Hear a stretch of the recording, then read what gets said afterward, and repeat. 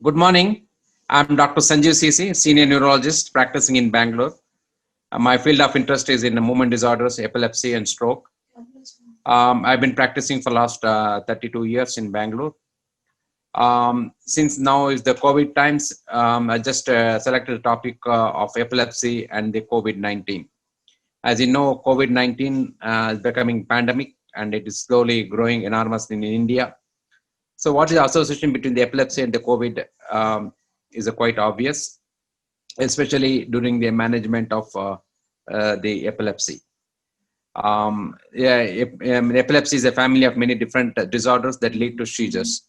The effect of epilepsy on the coronavirus and vice versa has been little explored based upon the limited evidence regarding the effects of severe acute respiratory syndrome coronavirus 2 on the central nervous system, and there's some suggestion that virus may penetrate the blood-brain barrier, worsen the respiratory symptoms, and cause neurological complications, including seizures.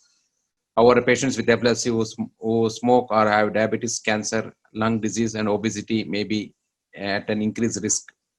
In addition, the effect of COVID-19 on epilepsy are unclear. It's likely that COVID-19 may cause a fever in patients with epilepsy, and this fever may in turn trigger seizures. Symptoms of COVID-19, which are primarily respiratory and gastrointestinal nature, has not shown any impact on seizures related symptoms in patients with epilepsy. COVID-19 can worsen the seizures following the so-called development of autoimmune epilepsies. The person who is taking medication wants to withdraw the drugs should be very careful during COVID times. We can still postpone the drug withdrawal management in patients with epilepsy because of COVID times. Since withdrawal sometimes can trigger off breakthrough seizures, and again the patient has to be hospitalized if he lands up in status epilepticus. Hence, we advise to go slow during COVID times. Then patients with autoimmune epilepsies who are taking immunosuppressant should be careful during COVID times.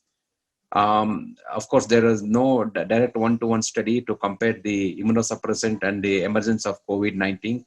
However, in other conditions, people have noticed, especially patients with rheumatoid arthritis and other autoimmune disorders who are taking immunosuppressants are prone to develop COVID-19 infection.